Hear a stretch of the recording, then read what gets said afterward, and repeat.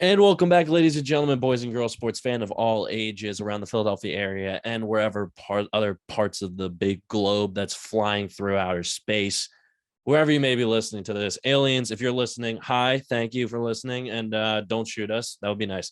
So I'm Matt McLaughlin alongside Liam Higgins. We're going to be talking about stuff that's on this flying rock that's going through outer space. The Philadelphia Phillies, white hot, of course, because they make no sense at all. James Harden potentially signing back, maybe not the contract that we were all expecting for him to sign back. The Golden State Warriors captured their fourth title in 8 years. Are they a dynasty? Who knows? It's for the fans to figure out, which is why we're here. And also the Philadelphia Flyers. I'll kind of take the reins on this. Liam's not a big hockey guy. I am. And so I'll kind of take the reins on this. If Liam wants to chime in, he's more than welcome to. But I'm just going to take the reins on that one because I got a bit of opinion on that. So let's just start with the NBA Finals. Steph Curry, Golden State Warriors, captured their fourth title in 8 years, beat the Boston Celtics in 6 games with a 103-90 win on the parquet floor in Boston. Liam, where does this put Steph on the top 10 all time? Let's just jump right into it. So I think he's definitely in the top 10 now. I actually made a list. I think I was with you when I made this list, like oh shit, back in April. Okay. And I was looking at it this morning, and I might have to replace a few guys. So the list. Yeah. What was your list? What was your list before? So as it stands right now, before I edit it, it's Jordan, LeBron, Kareem, Magic, Bird, Wilt, Bill Russell, Jerry West, Kobe, and Shaq. That's my top 10. Okay, I respect it.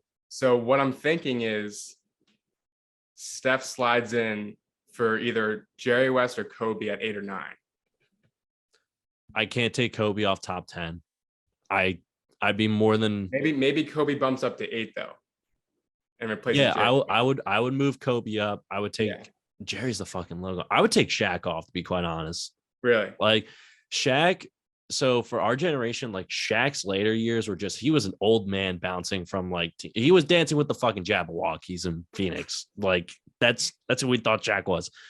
And he also, before Kobe got there, he was struggling in the playoffs. And then he finally got over the hump with Kobe. And then he went to Miami where he paired up with Dwayne Wade. So like Shaq was dominant, yes. My top, but I got to slide Steph just because he changed the game so much in the way that like Jerry West, Kobe did.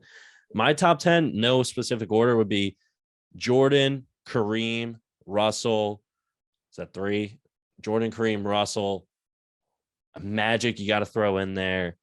And this is where it's going to get a little dicey. Kobe, I think I had Dr. J in my top 10 just because he made dunking so popular and his cultural impact signing with Converse is so massive that I think he kind of gets underestimated. And then it gets a little bit tricky from there. I mean, Jerry West is definitely in the running. Hakeem is definitely in the running. Larry Bird, LeBron, obviously, is at 9. This is the thing I remember about when we were making these lists. I remember you keeping LeBron off your top 10. Is that correct? Oh yeah, no, I was. Yeah, no, I'm definitely walking that take back. I'm definitely walking that take back. Yeah. Yeah, LeBron, I can't stand him sometimes, and I can't. Like, I want to like him. I really do. It's like the Kyrie thing. Like, I really want to like LeBron. But then he tweets like, keep that same energy. And then they miss the playoffs. And I'm like, okay, yeah, I will. I will, LeBron. You want me to keep that same energy? I will. I'll probably take Bird off the top 10, slide Steph in there. Oh, wow. Bird won 3 titles and he was a great player. But that, like, what was it, 86? They had 4 Hall of Famers in that starting 5. Like McHale, Parrish. Is Danny Ainge in the Hall of Fame? Danny Ainge is in the Hall of Fame. I think so, yeah. Bird, and even like Dennis Johnson, still a very good defensive player. And even Bill Walton had that renaissance with them all coming off the bench. So those teams were loaded. And if we're going to hold Steph and KD and all these guys to that standard, we got to hold the 86 Celtics and Showtime Lakers and all that type of stuff. Same exact standard.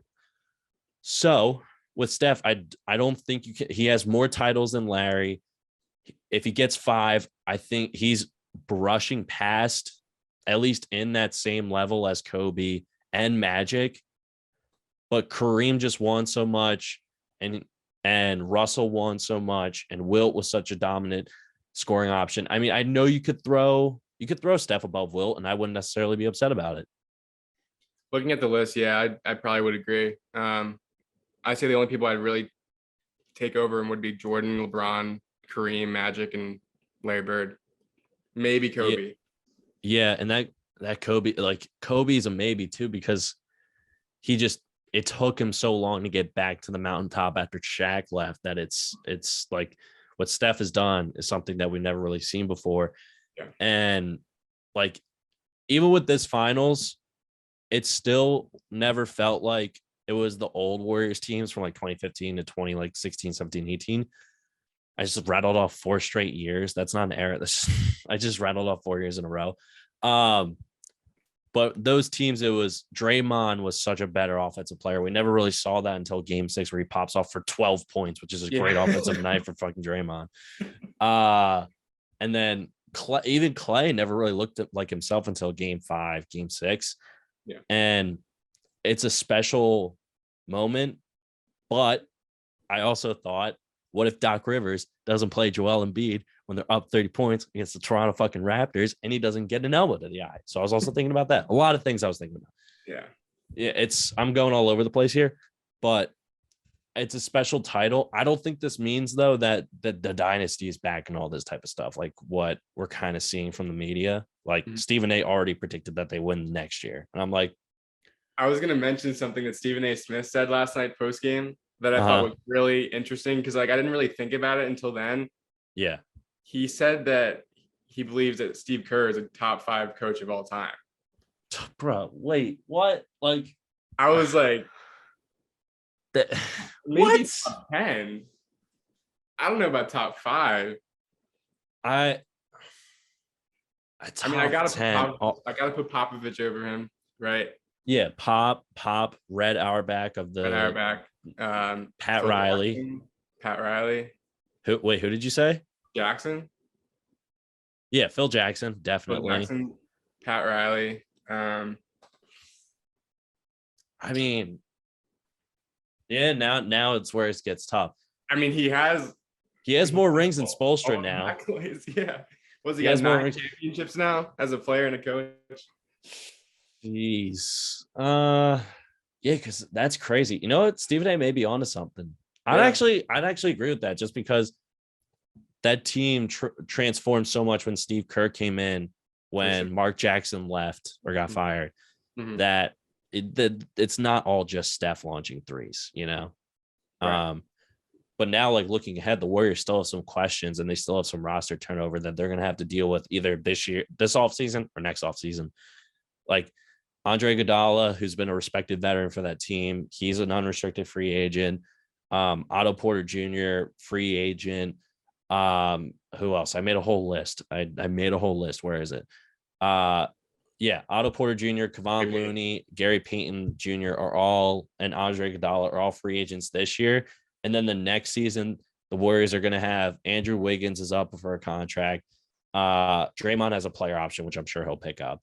And then they got to start negotiating with James Wiseman, who we have no idea what type of shape he's in or how he's going to play. And Jonathan Kuminga and Moses Moody all have club options on those rookie deals. So if I'm the Warriors, I'm like, who are we going to keep and who are we going to let go of? You know, like if you're the Warriors, like as out of that group, like who are you letting walk away and who are you trying to keep at all costs? I think the biggest trade asset for me and all those people we just mentioned would probably be James Wiseman, just because like we haven't seen what he can really do, and he was the number 2 pick in the draft, so he's got a lot of clout. But and then also like Kuminga could pretty much fill in that role if he were to leave. Like Kuminga can play the 5. So I don't really think that Kuminga playing the 5 would be interesting. Well, I guess Looney's a free agent. I think you got to keep Looney at all costs. I would agree. Otto Porter, I would be very tempted to keep him. Try and get him on like a decent deal. Nothing that's going to kill you, but like it's enough of a pay raise for him to feel like he's getting at least somewhat of a bag. Mhm. And then, the Wiggins thing. I think that's the most interesting thing. And I think it's going to be up to Andrew. Like, I don't think like he's going to get the money that he deserves necessarily because they got Jordan Poole to pay now and all these other guys. So I think it's And whether he wants to stay or not. And if you're the Warriors, you don't want to saddle yourself with a terrible contract if this turns out to be like a massive fluke. That's the Mhm. reality of the situation with Andrew Wiggins, is that he had a great game 5 and he's had a great postseason and season altogether. But I could easily see him turning into the next Harrison Barnes, where he parlays one good year into a massive payday, which, no hate to Harrison Barnes, do what you got to do. Mhm. But then he's in Sacramento or Indiana, some void of the league or some black hole where he's scoring buckets for no one. That doesn't matter. Mhm. And if I'm the Warriors, like right now, he's scheduled to get paid $33 million next season. I would maybe come with like 25, 28. I think that's more than reasonable. I'm not comfortable paying Andrew Wiggins $30 million a year. I'm just not at the moment. This is a great flash, but if next season he proves that he can consistently maintain that in the Warriors culture, then sure. Okay. But if you got Andrew Wiggins on the books for 35 to $40 million, which he's probably going to want, that's insane to me. That's absolutely nuts. You just can't do it right now at the moment when you've only seen the last 20-ish games where he's really shown up in the clutch. Mhm.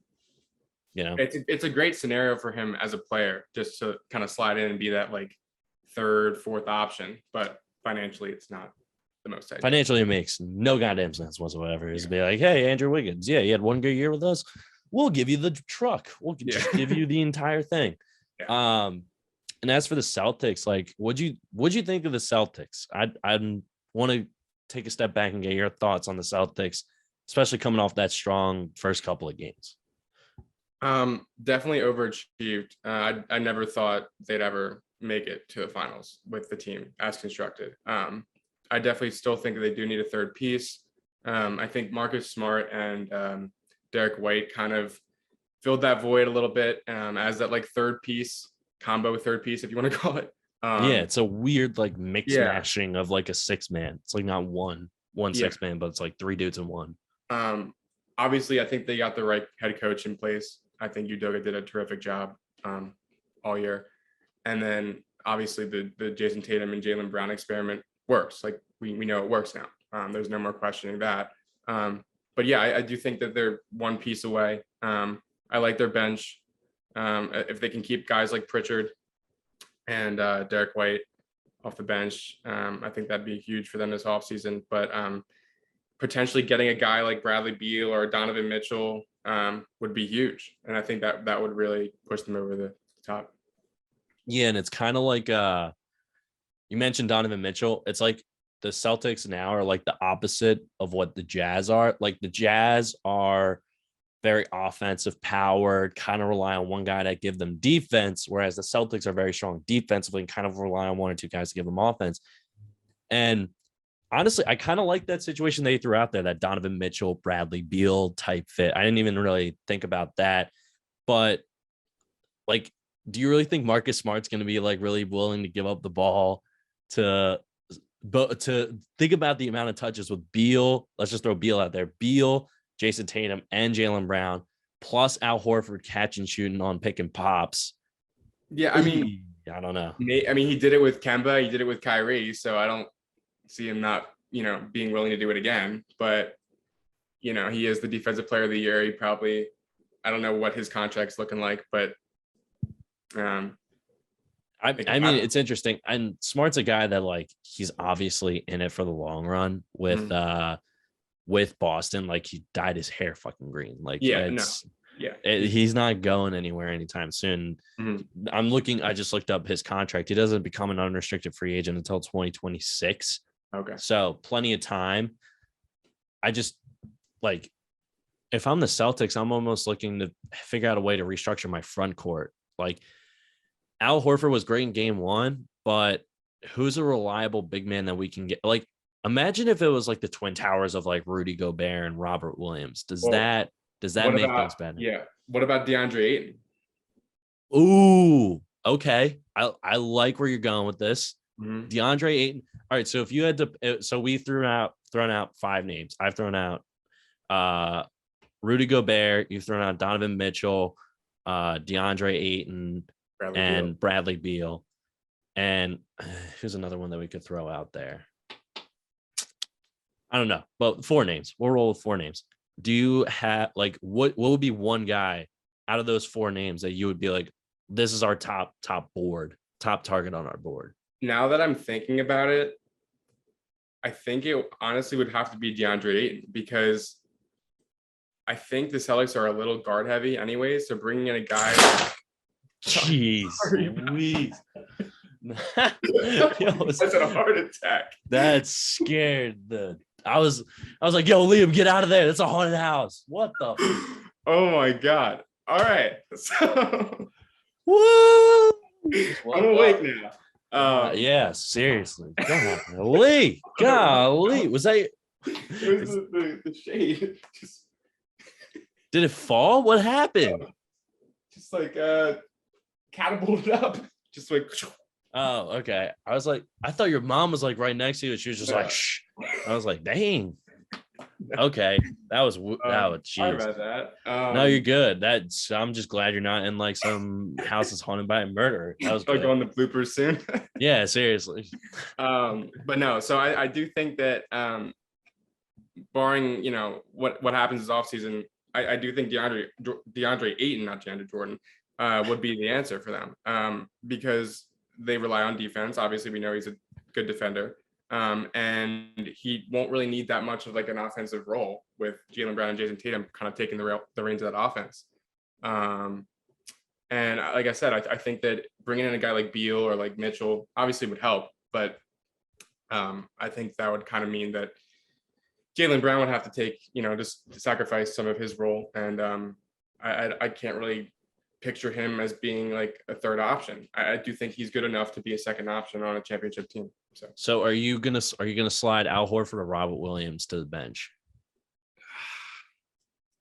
Because that's where the dilemma comes in. I think you'd have to get rid of at least one of them, which is kind of not.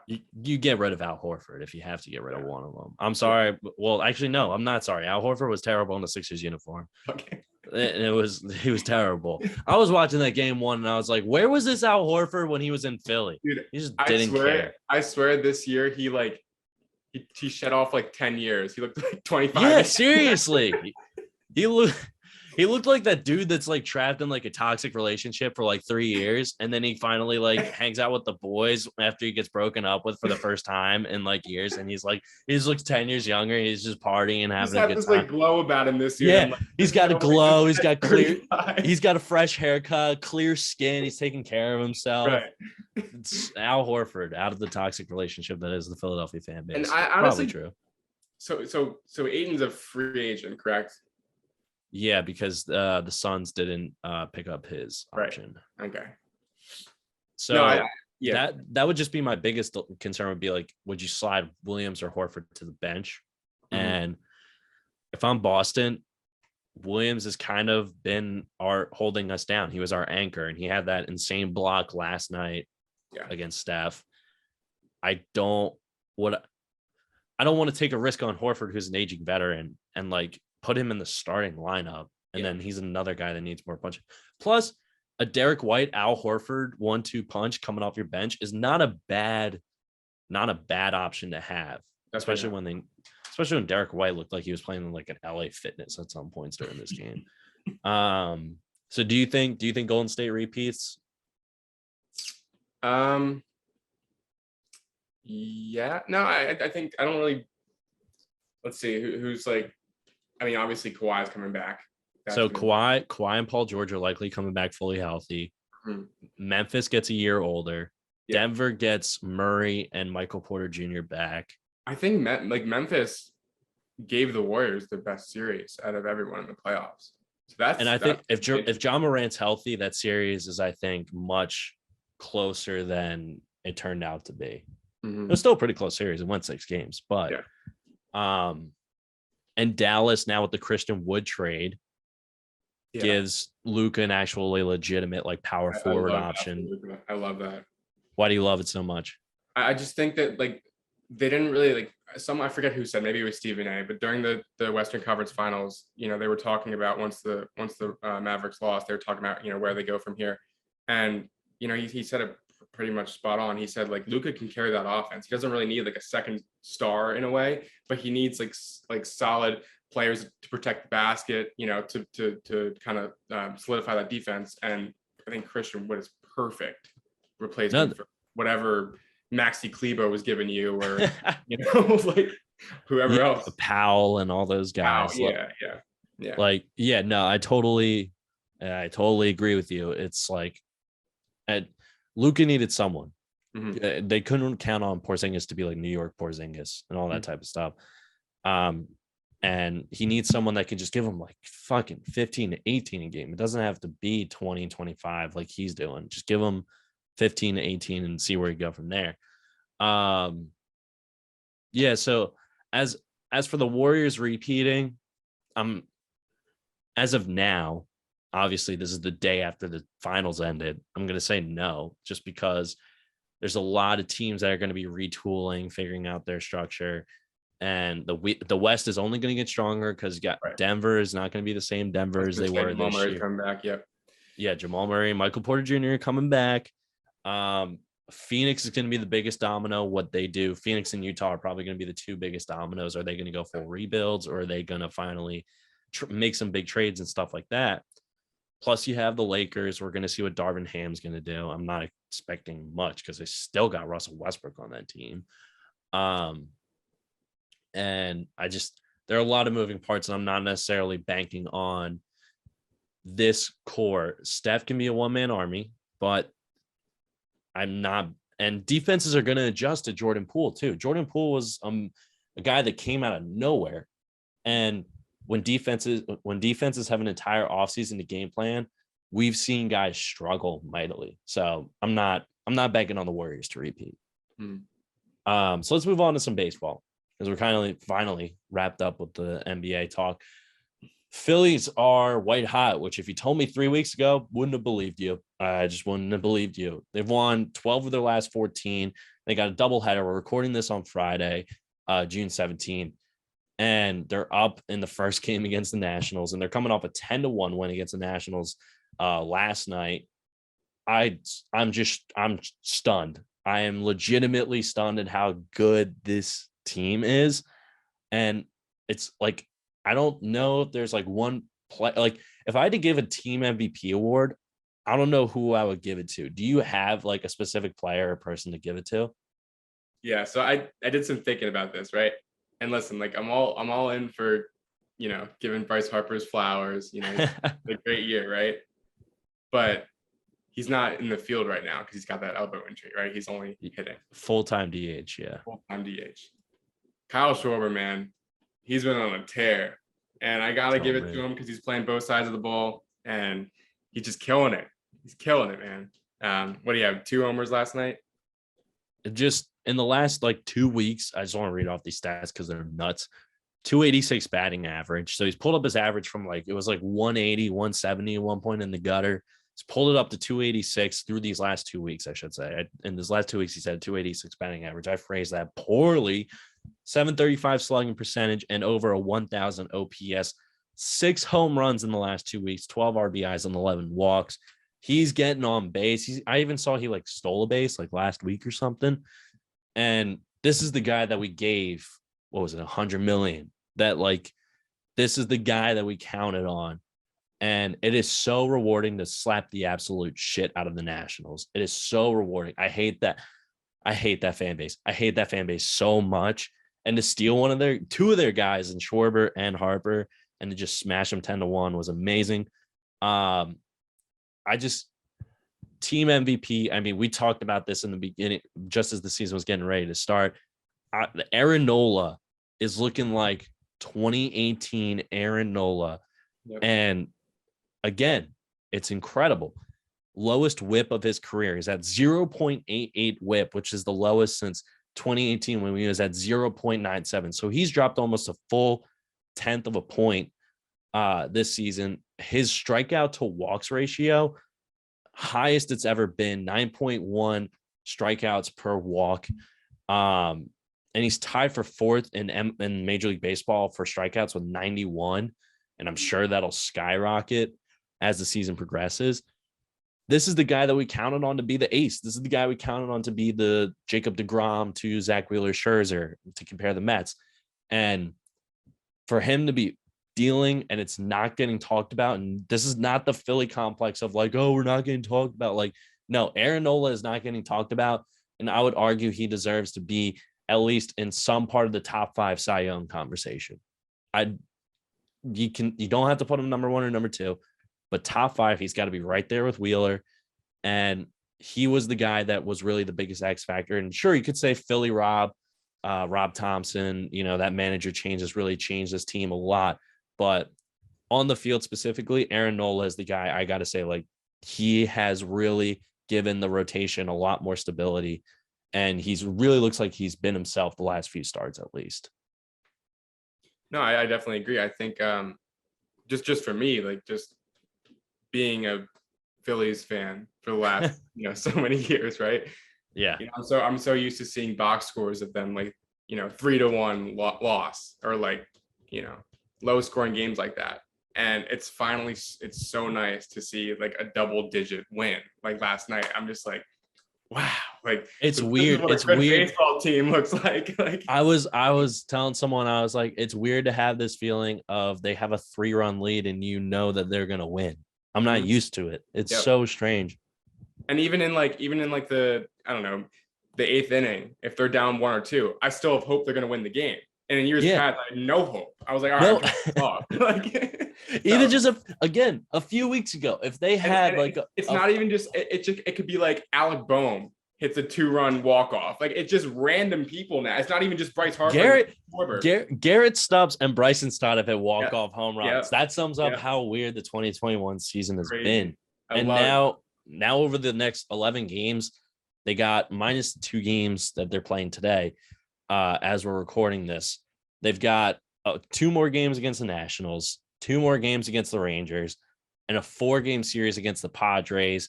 And those 3 series are on the road, and then a 3-game home series versus the Braves. That 3-game home series kind of scares me a little bit coming back from the West Coast, but there's no doubt in my mind. No, there's a lot of doubt. Hold on. I'd take that back. Every time I feel like we say the Phillies are back on this podcast, they immediately go into the shitter. They just immediately yeah, they're just immediately like a fat dump, and not like a those dumps where it's like you just let out a log and it's just like one quick like boom. No, this is like Mexican food on like a warm summer day, and it's just not sitting right, and you're just regretting every single decision. This is a shirt off shit. That's what this Phillies team. Every time I say the Phillies are doing well, they're shirt off shit. I'm sure my mom will love hearing that. We'll just make sure to take a quick break from the podcast for the next month. And just no Phillies talk for like the next Phillies 3 months whatsoever. Just none. Hey guys, why don't you guys talk about the Phillies? They just go into the shitter every single time. All right, I'm done with it. But they can obviously go 500, over 500. I'm willing to say that they will go 8-3 over these next 11. I was gonna say 7. 7-4. 7-4, 8-3, around there. Yeah. I think they steal maybe 2 from the Padres and 1 from the Braves, but the other one should be wins. That's fair. Yeah. And now they'll go like 2-11, like or 2-9. Now that's what's gonna happen. I'm gonna be so mad. I swear. We've got some James Harden news to talk about. Bleacher Report's Jake Fishler reported that Harden will sign a short-term deal. Free agency officially opens on June 30th at 6 p.m., but we all know the teams and players talk way before then. So this is kind of good news because it gives the Sixers more flexibility, and I think that was the biggest concern was if you give James Harden the full 4 or 5 year max, it's basically the kiss of death for this organization, especially coming off that that Miami Heat second round loss. Uh they need to figure out the bench. They need to figure out the bench. And there's rumors of the Sixers are shopping Tobias, Matisse Thybulle, Danny Green, Shake Milton, basically the entire bench, and like the number 23 overall. It's basically the entire bench. I don't know who you're going to get to trade for Danny Green when he's got an MCL and an ACL injury. And also respect to Danny Green for like just playing his heart out. And he basically saved their season a few times in the playoffs. Yeah. But with this Harden deal, I'm kind of impressed. I really thought Harden was going to be the guy to say, no, fuck it, give me the max or I bounce. Yeah. But this is actually working out to the Sixers' benefit. I mean, well, who do you think the Sixers should or should not trade for? After I saw the news with Harden, the biggest thing I saw with the news of Harden was that Tobias Harris is pretty much gone at this point, right? Like they just can't pay him. No way. No. And I have this weird like conflicted relationship with Tobias. Not personally, of course not, because why the fuck would I be talking to Tobias Harris? But yeah, me and old pal Toby smoking some stogies. But for me as a fan, Tobias at times has felt like the only guy who's bringing the intensity and trying to get this team to win. And he had performances in the playoffs where he looked like the guy that you would give 30, 40 million a year for. But, and similar situation with Matisse, if you told me last year, hey, the Sixers are going to be shopping Matisse, I'd be like, no, don't do that. Right. But they're like the too few guys that you can actually get serious value for, and you have to clear room at some point because that Tyrese Maxey extension is going to be coming down the pipeline at some point, and you got to make room to pay if you want to keep him, Harden, and Embiid all happy. And I wouldn't even mind a guy like Grant Williams. Like, if you could get it, I think Grant Williams would be a great fit in Philly. I don't think the Celtics are going to give him up, but I would agree. I think that'd be awesome. Rudy Gobert comes to Philly. I don't like that. Mark that on the not trade for. I would love to get.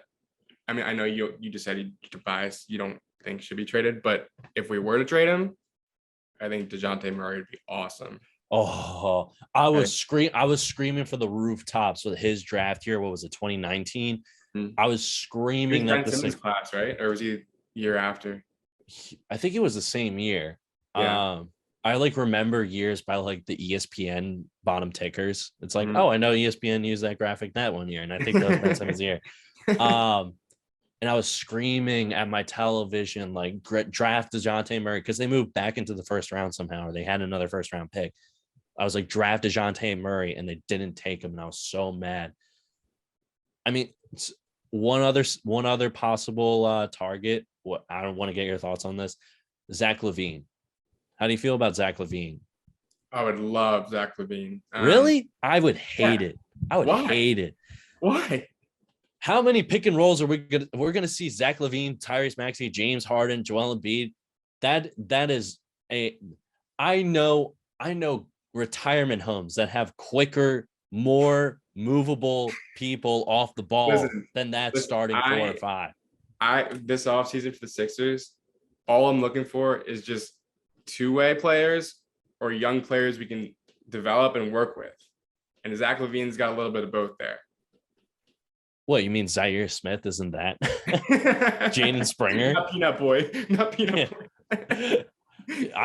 But this could be maybe exactly who fits that mold? Paul Reed. B-ball Paul. Give me some more B-ball Paul, for Christ's sakes, Doc Rivers. I think we just need people that can speed up the offense. I think we just were way too slow last year. And I know a lot of it has to do with Embiid because he's not the most mobile player.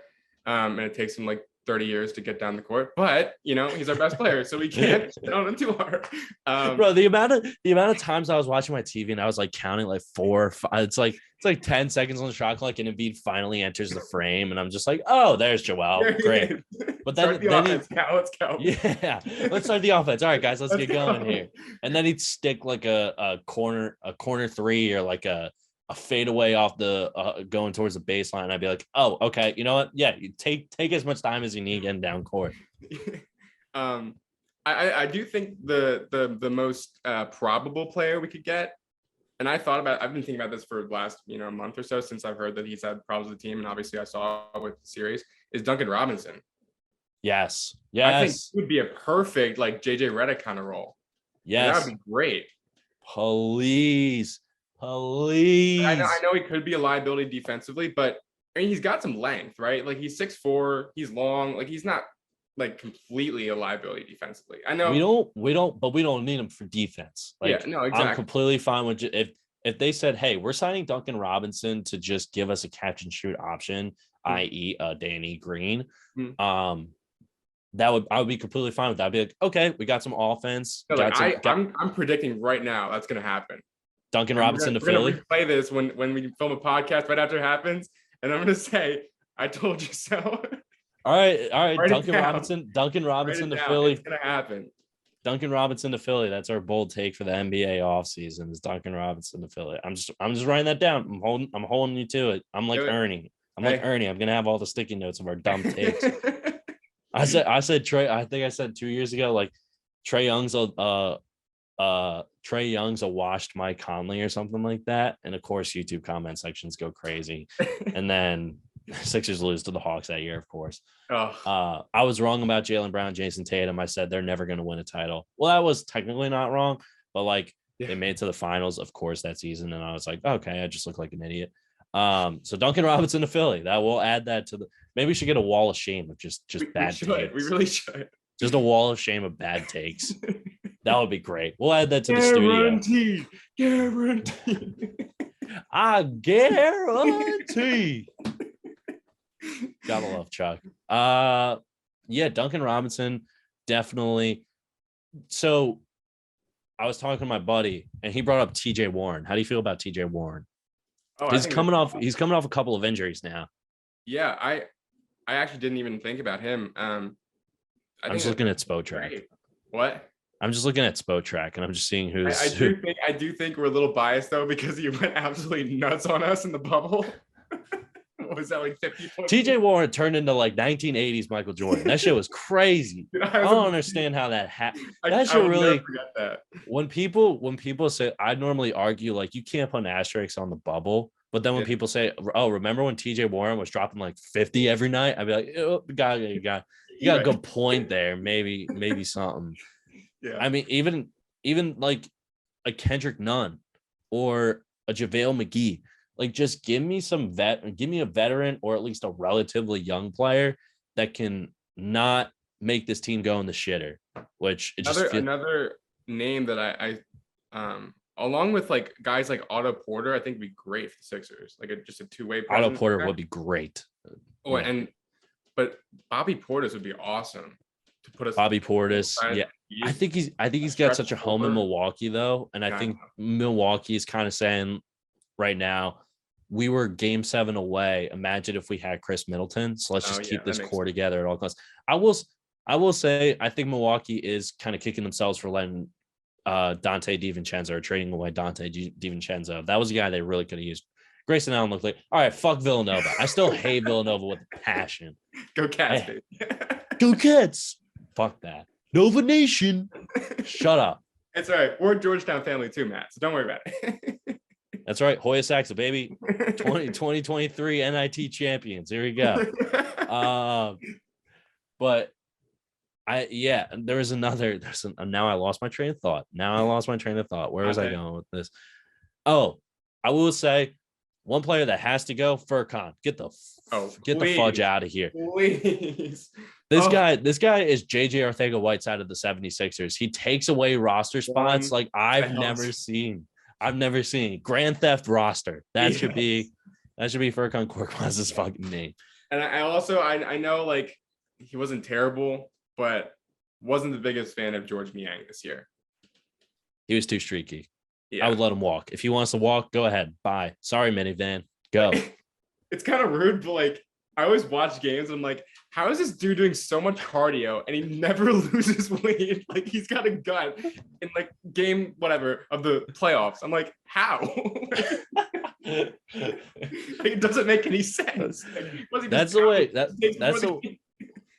I swear, like whenever I see those IG photos of Jimmy Butler and NBA Central or some Twitter accounts like Jimmy shredded for playoffs, I'm like, no, that's just like the lighting. Like, and then I see Jimmy and he's like, or even James Harden pulled off a tummy tuck or weight loss journey that makes Valley Girl brides to be jealous. Like I have never seen someone lose what looked like a pillow stuffed underneath their shirt and go from that to bulked up and like legitimately like could fight someone. That was James Harden. But yeah, minivan, George Niang, go. Cool with that. Furkan Korkmaz, leave. Don't need you. Sorry, too irrationally confident. Go back Don't, to where I'm done yeah, with him. just leave. Shake Milton, do you keep Shake? It's interesting. Like obviously Maxey played so well this year and kind of took his spot. I think what you do is that you package him with Matisse and you try to get somebody. Yeah, because you're definitely gonna have to pack. Well, you can package all three. You can package Tobias in there too. But well, yeah, to get rid of that Tobias contract, you're really gonna have to package like a first round pick, Shake, Matisse, whatever else. I wouldn't be surprised if all four try to get traded all at once. I wouldn't be surprised if the Sixers try to do that. And I don't like the draft as much as like the top three are great. The Sixers have no chance of getting the top three. Like there's just no shot. And right now, ESPN has the Sixers projected to take a G League Ignite kid and Jaden Hardy.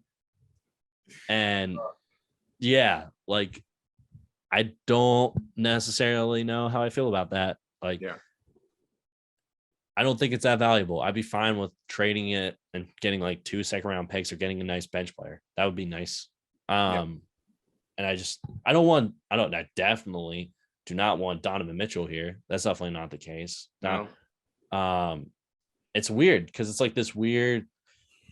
It's this weird. Who do you want? Who do you not want? And it's so early that teams obviously have no freaking clue, but can definitely. If Grayson Allen comes to Philly, I will march down with pitchforks and signs, calling for Daryl Morey to get out.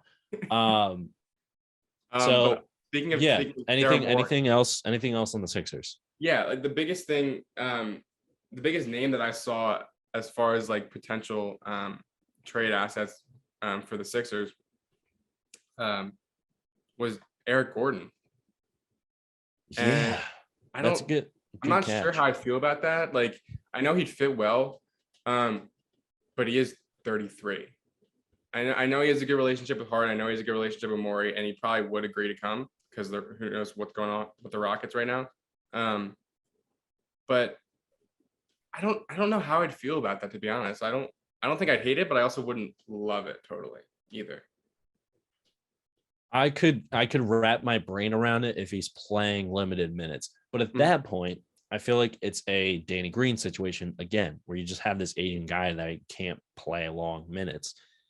Maybe if the Sixers could make a run at him, Buddy Hield from Indiana, if you could package some of that pick, Shake Milton and Tobias or Matisse or something like that.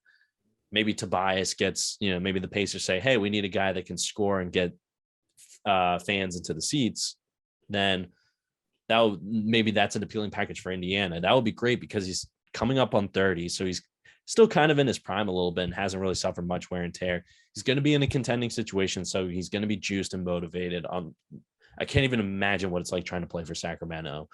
And you get rid of a lot of ball handlers that are taking up those spots on the bench in Furkan, Shake. And Tobias was taking away some of those touches from Harden. And maybe if you get Buddy Hield and Duncan Robinson, maybe that changes the tempo, like you said earlier. And that gives Harden more spacing to go downhill. It gives Embiid more spacing on the block or at the nail to do his work from down low. So maybe Duncan Robinson and Buddy Hield are the solutions to the 76ers problems. Defense is a little bit of a concern for me, though. Yeah. That's just where I don't know. Any last thoughts? Just a few other guys I didn't really realize were free agents that I would absolutely love. Gary Harris is an interesting name. Yeah, I saw that too, but isn't he on the books for like 20 million, 21 million, something like that? That far Yeah, into look at that. But God, Liam, not prepared. you do enough homework. You do enough homework, bro. Do you even care about this? People are like, you need to take this seriously. This is going to the moon. And I'm like, what? If this is going to the moon, we need to, like, the planet's going downhill. If people are listening to my stupid voice for an hour, whatever. Anyway, that's just my beef. Yeah, I should have been looking this up as I was going on that tirade. But I think it's interesting though, because he has my God, Spotrack, why are you doing this to me? I think he's got like bird rights though, so the Nuggets can match or wherever he is, Orlando. Yeah. Okay, Spotrack, that's how we're gonna play it. That's what we're doing here. Contracts. Where can I do free agents? I just Colin Sexton, Control F. Gary Harris. Here we go. Orlando. That's where he is. Bird rights. Yeah. So he's got 21 million. So I think the way the bird rights work is that Orlando can pay him. They match it pretty much. But like, why does Orlando need him though? That's the thing. Like, they're so especially hard heavy. Yeah, I was gonna say they already have what RJ Hampton, Cole Anthony. What's his name? Kid from Gonzaga. Jalen Suggs. Yeah. Yeah, they drown in guards like the Knicks drown in power forwards. That's crazy. It's crazy. That's crazy. Yeah. Yeah, Gary Harris is definitely an interesting option. Yeah, I would get behind. So our big board is Gary Harris, Duncan Robinson, Buddy Hield, TJ Warren. Another under the radar kind of name I like is Bruce Brown. He's also a free agent. Yeah. I think the Nets really do love him though. Really? Like too much. And I would put money on the idea that they're going to get rid of Kyrie just because he's not much of a headache for the team. But if Katie doesn't allow that, then obviously. I think and Grant Williams. So I think we put together a solid big board here. Yeah. Solid big board. Sixers ownership. Listen to us. Why not? What could possibly go wrong? It's not like you got anywhere else to go but down. Okay. So I wanted to wrap up with this. John Tortorella officially hired as Flyers head coach on a 4-year deal. And the biggest concern is will he get this team over the hump if they can be competitive in the first place? And I would say to Flyers fans, just chill out a little bit. Okay. This team is not going to be competing for a Stanley Cup anytime soon. And what this team needs is a coach that's going to light a fire under their ass and actually get them to play hard. That's the first step, is just playing hard.